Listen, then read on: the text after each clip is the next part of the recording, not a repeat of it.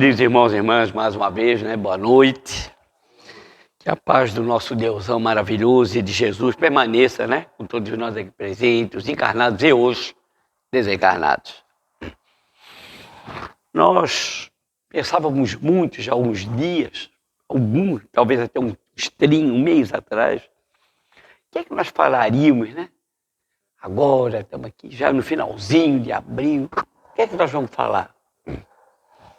Nós temos o hábito sempre a gente recebe muita intuição, Em momentos que a gente está se introspectando, numa prece, a gente recebe muita intuição. E vamos falar da reconciliação, do perdão, Mas vamos falar também das consequências quando você não perdoa. O que é que acontece dentro desse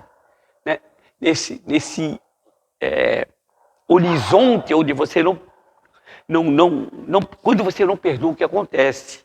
Então o título seria reconciliação com seus adversários, reticências, pontos mortos.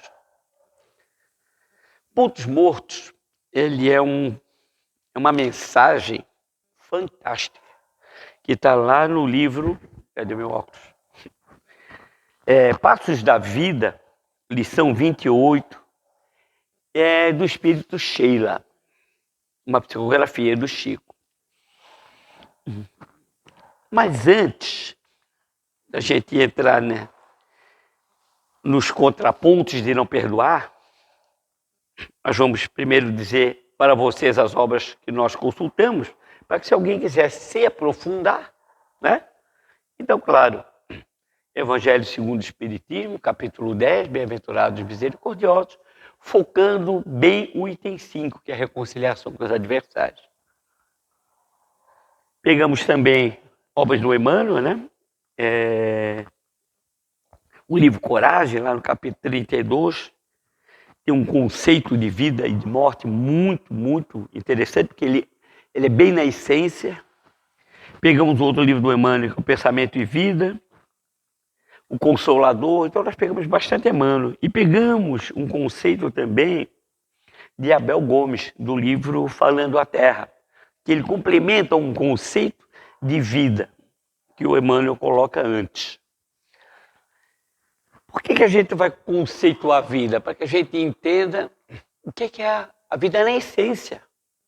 Então o cara está encarnado, ele está com vida. É muito relativo e nós vamos ver por quê.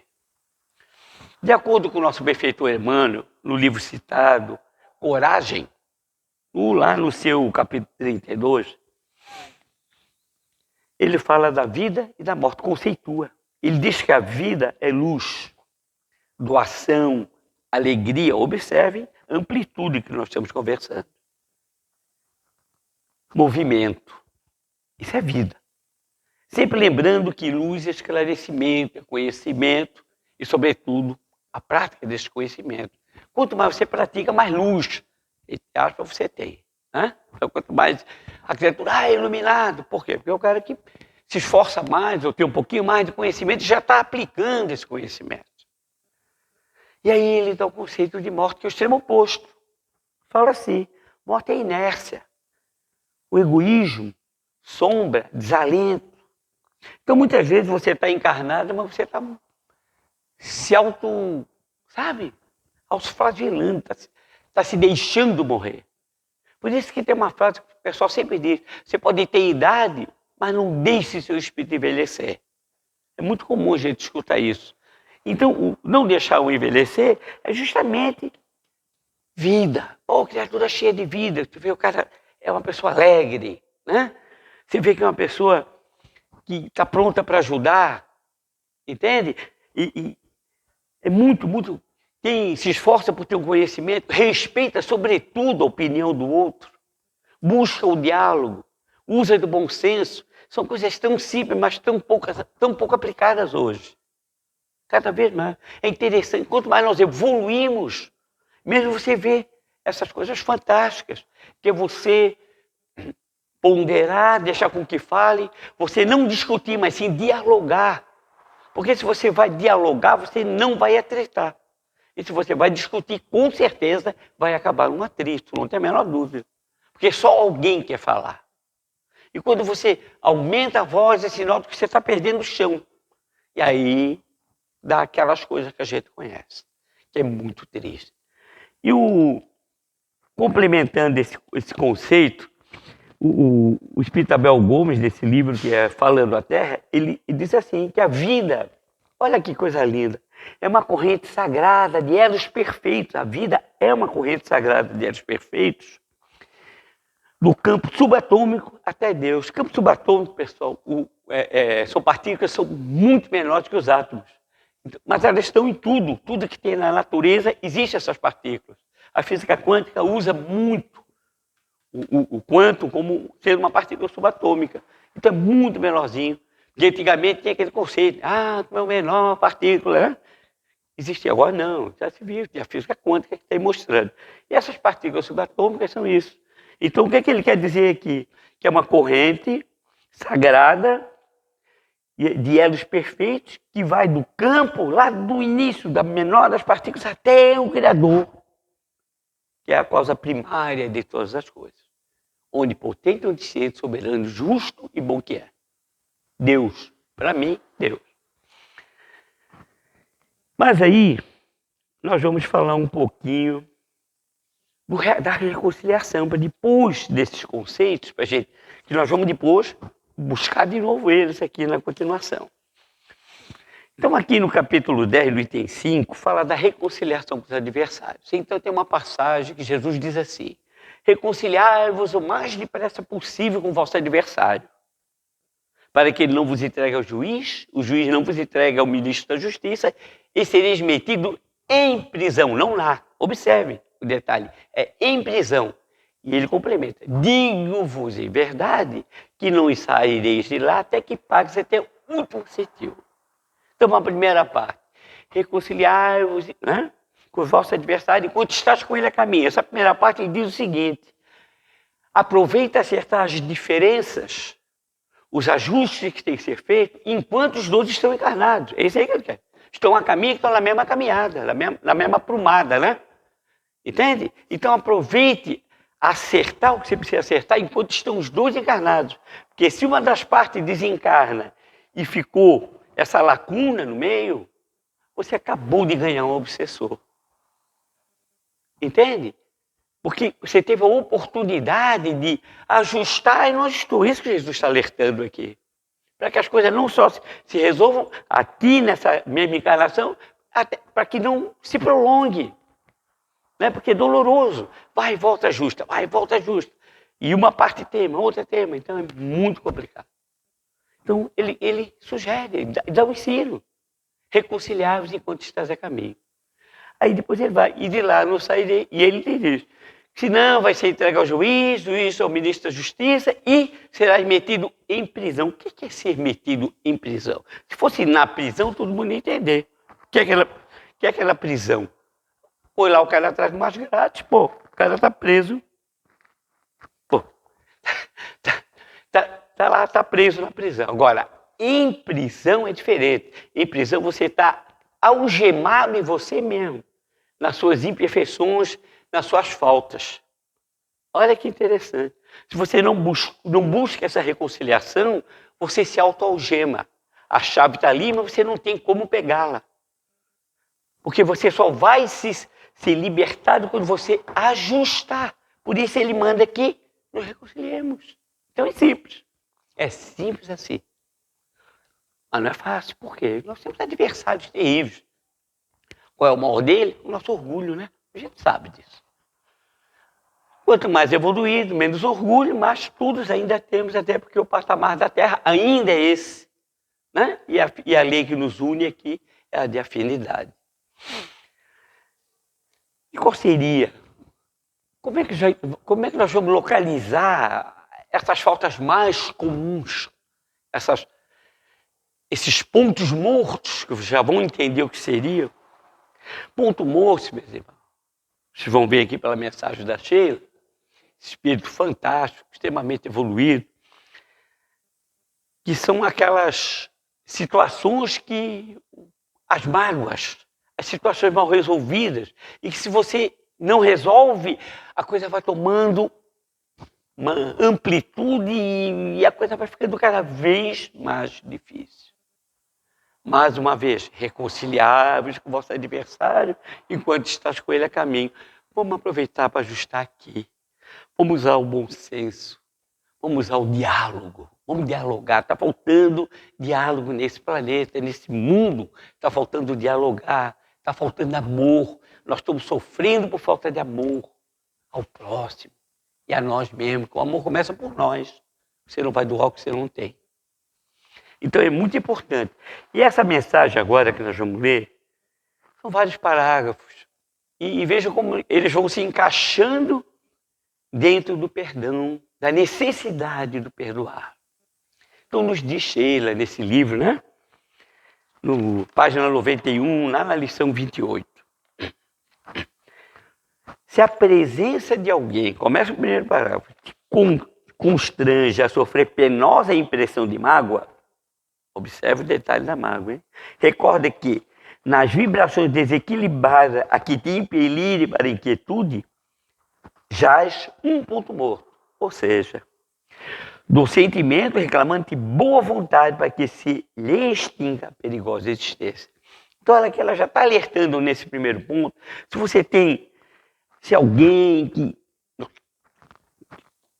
não está fechando com aquilo que você quer e impulsivamente você quer repelir com agressividade, em desequilíbrio, não raramente, você cria um ponto morto que vai lhe dar problemas muito sérios mais na frente. Vamos no outro. Se a ofensa recebida, alguém lhe ofendeu, foi impensadamente guardada por ti nas entranhas da alma, lá no fundinho, aquele cantinho que não deve ficar, compelindo-te a lembranças aflitivas, não esqueças de que aí fizeste um ponto morto, exigindo-te reajuste. Observa que ela vai falar sempre no reajuste, na necessidade de corrigir, de tirar esse ponto morto. Se a aversão te vence a tranquilidade diante a voz de um companheiro que se apresenta menos simpático, isso é muito comum, aí surpreende um ponto morto do passado, esperando por teu esforço na plantação da simpatia. É muito comum, se quer um exemplo prático, você está lá na sua rua, todos os vizinhos se dão bem. Aí, de repente, um vizinho se mudou e veio um vizinho que foi morar ali e ninguém bateu com o cara. Por que esse camarada veio aqui no nosso meio? Para que ele veio aqui? E a pergunta não é para quê, é por quê. Para que a gente aprenda a tolerância, para que a gente aprenda a indulgência, a misericórdia que a gente pede tanto a Deus, o perdão. E são ajustes, porque não existe acaso, não existe um efeito sem uma causa. Não existe. Tudo que acontece tem um ponto que tem origem. Então, é simples. Como a doutrina de Jesus é simples e como nós complicamos. Ela é muito simples. E nesse caso aqui é muito comum isso aí. Às vezes você está lá no teu ambiente de trabalho, tudo fluindo, chega um cara novo, pronto, já desarmonizou, já quebrou. Na sua família, família toda afinadinha, entre um genro, entre uma nora, e agora? Mas estava tudo bom até essa ou esse fulano chega. Vamos acordar, pessoal. Olha o conceito do Emmanuel de vida. Alegria, luz, compreensão, misericórdia, indulgência. Não vamos apimentar com coisas ruins. Vamos temperar com coisas que amenizem.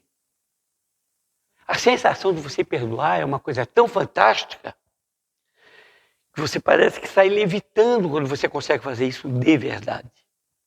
Agora, sempre lembrando que nós ainda... Porque o conceito de perdoar é muito interessante. Até, não sei se nós já conversamos sobre isso aqui. Certa feita, numa aula nossa lá no Humildade, lá uns 15 anos atrás, a pessoa que nos orientava disse, um conceito de perdão. Teve gente que escreveu três páginas. E tem uma menina, bem mais nova que nós, que timidamente fez uma frase, e todo mundo meio que olhou para ela assim, sabe aquela coisa? Cheira. E aí aí o instrutor olhou para ela e disse, você parece que escreveu pouco? Ela assim, É como eu vejo. Olha o que é uma cabeça bacana aberta. E o que é perdoar para você? Perdoar é não registrar ofensa. Todo mundo guardou os livros, tinha escrito 10 páginas lá, pô, meia hora escrevendo. E aí você não registrar ofensa. E como é que você vai não registrar uma ofensa?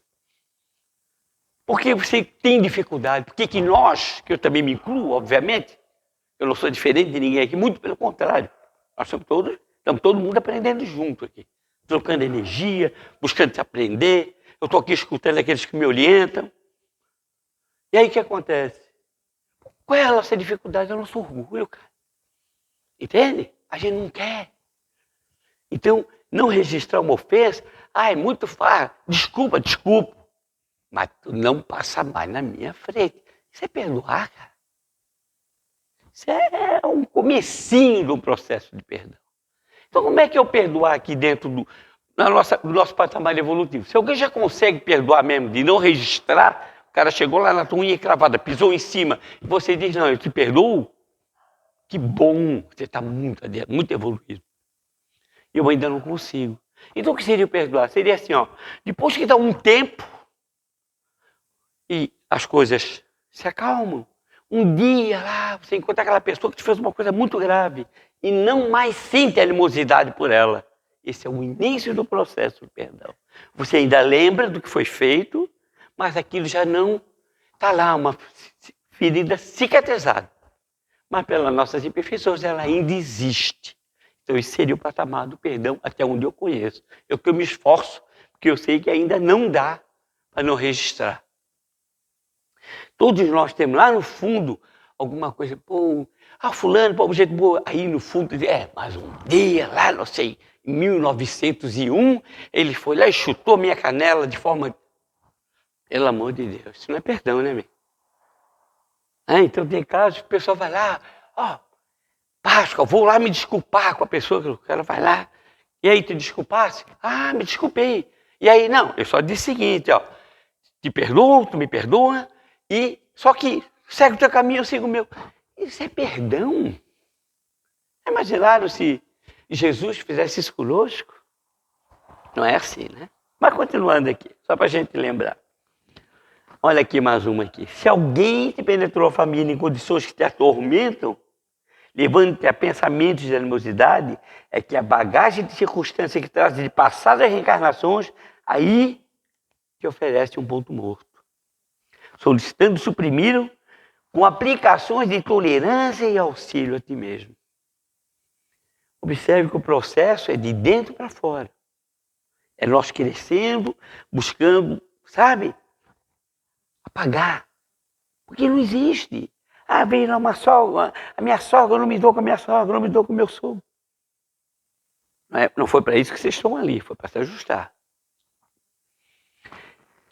Mais uma aqui agora para nós espíritas, ou qualquer outro segmento, né?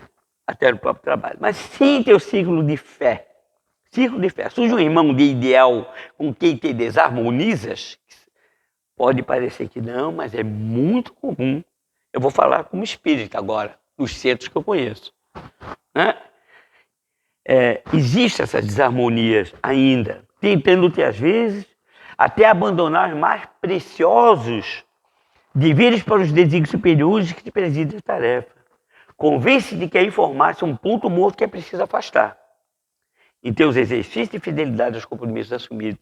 Quando acontece isso, é muito comum ter pessoas que simplesmente deixam um grupo mediúnico porque não gostou do outro lado. Não vai mais naquele centro porque o cara que é o dirigente não fecha com ele. Isso não existe, cara. Nós somos uma família só. Quer queira ou quer não, nós somos tudo irmão. Eu afirmo isso com todas as letras. Que fomos criados por um mesmo Deus. E partimos todos do mesmo ponto. Então a gente é irmão. Pronto. Do menorzinho, aquele que está lá na sarjeta, até o que está no maior, né, ponto aí, digamos assim, hierarquicamente, dentro da visão terrestre. E não raramente aquele que está lá em cima deve muito para aquele que está lá embaixo. Vai ter que pedir muito arrego mais na frente. Então, vamos lá. E aí, ela Complementa. Ninguém na Terra permanece, ninguém, hein? Não está dizendo que um outro, não. Ninguém permanece imune contra semelhantes núcleos de provação. São provas nossas. O perdoar é uma grande prova. Porque o perdão bate de frente com o orgulho, que é pai do egoísmo. Olha, tudo que é ruim, de onde é que vem? As nossas imperfeições, o nosso lado, que nós precisamos corrigir muito, é capitaneado por quê? Pelo nosso orgulho. Eu não tenho mais orgulho. Que bom. A gente ainda tem, sim.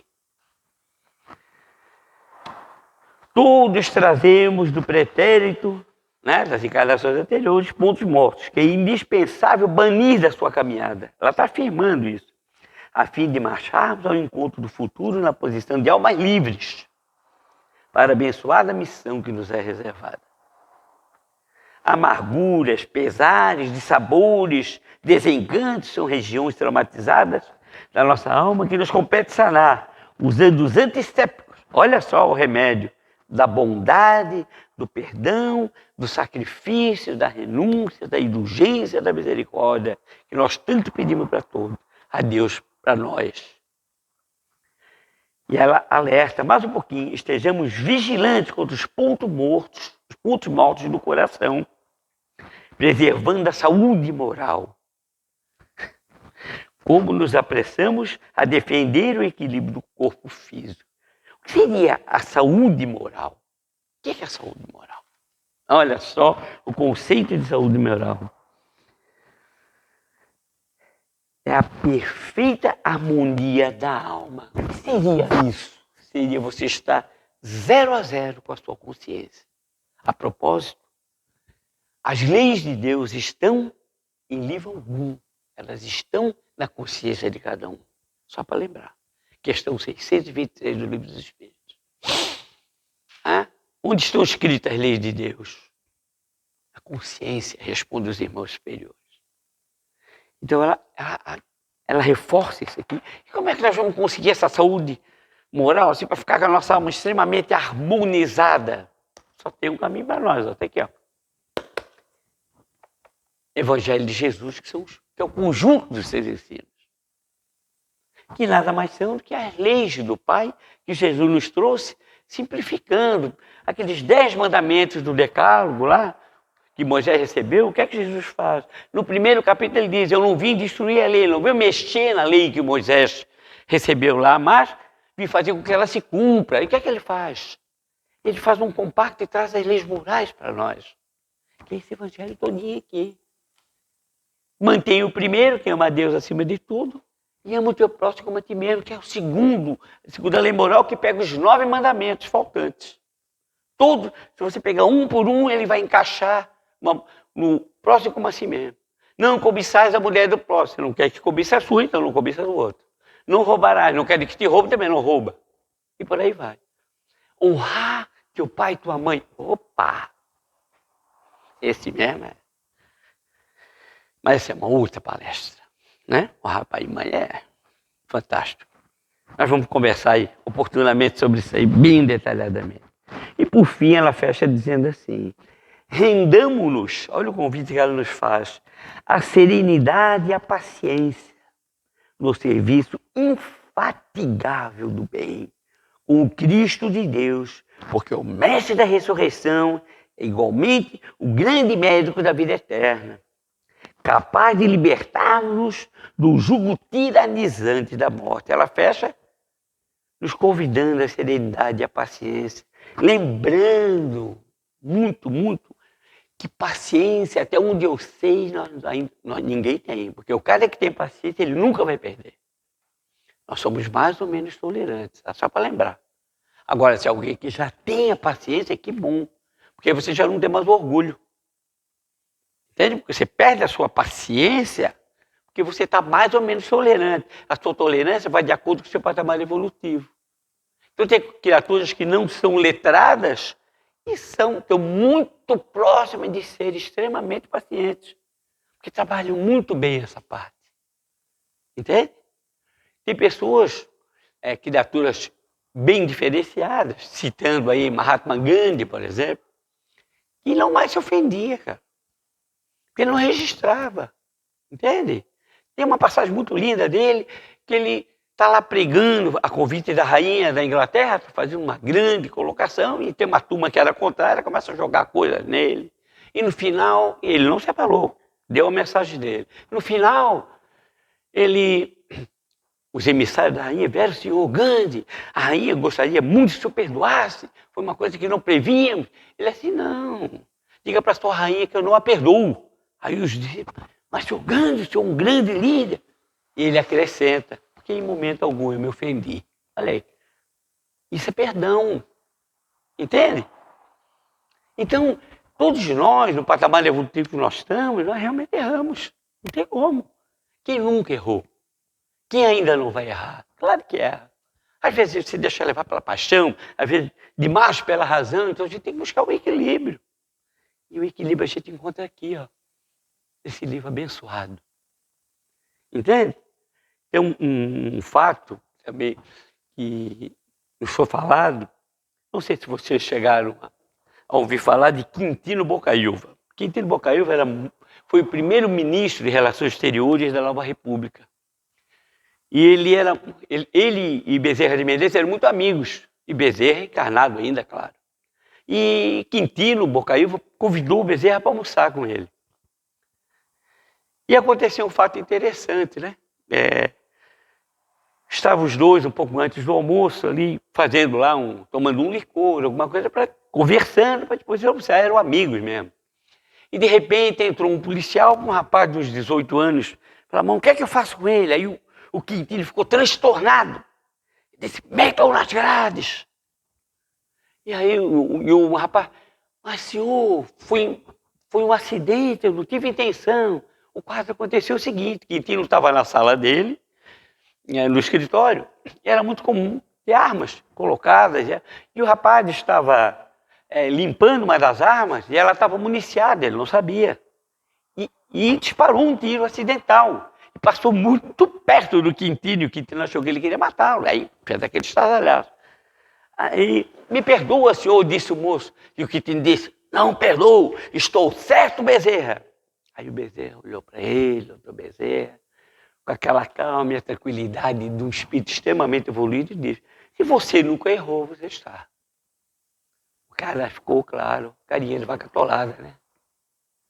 Aí foi voltando aí, olhou para o policial, solta o moço, olhou para o moço e disse, vai para os teus afazeres. Mas se não tinha o Bezerra ali, eu caía para as grades, uma coisa que foi acidental. Então vejam como é fácil errar, como é fácil você fugir, né? Por isso que essa mensagem da Sheila é fantástica. E por isso que tem o conceito lá do Emmanuel, lá no comecinho, do que é a vida, o que é ser você viver a vida. O nosso objetivo aqui é que todo entenda que a vida é muito mais do que a gente imagina. Não é apenas você ter lá seu padrão e ter isso, ter aquilo, não. A vida é, antes de tudo, você ser. Para que tudo que você venha a ter, venha por acréscimo. É isso que você não perde. Porque se você não usar nessa encarnação, use outras. Agora, tudo aquilo que você atropelou para conseguir, amigo, não só você vai ter que prestar conta, até porque nada nos pertence, nem o nosso corpinho, é bom lembrar, né? É tudo emprestado. Então, para quê? Né? Por que não ser melhor? Por que não usar os ensinos de Jesus? Por que não nos esforçarmos para sermos criaturas melhores? Por isso a gente veio falar de perdão, por isso a gente mostrou, através dessa mensagem linda da Sheila,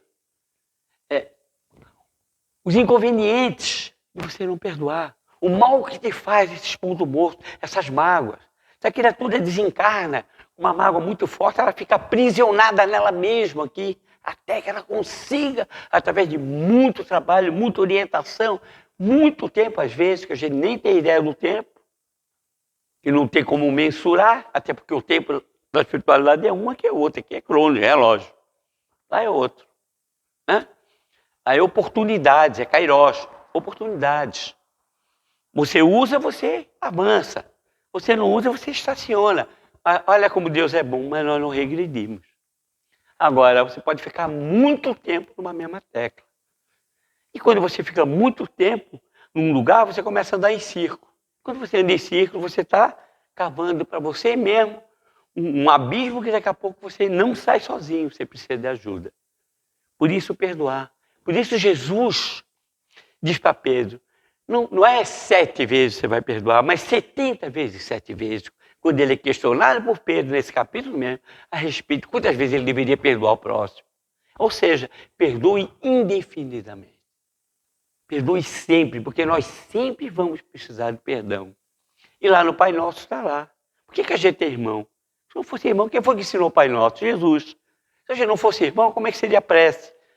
Jesus chegaria para nós e diria, vou ensinar uma prece para vocês. E ele começaria, meu Pai que estás no céu. Né? Agora, Pai Nosso que estás no céu, ele está nos colocando todos como filhos de um Deus único. Entende? Esse é o grande ponto. Então nós somos irmãos, então vamos nos esforçar, nos tratarmos como irmãos.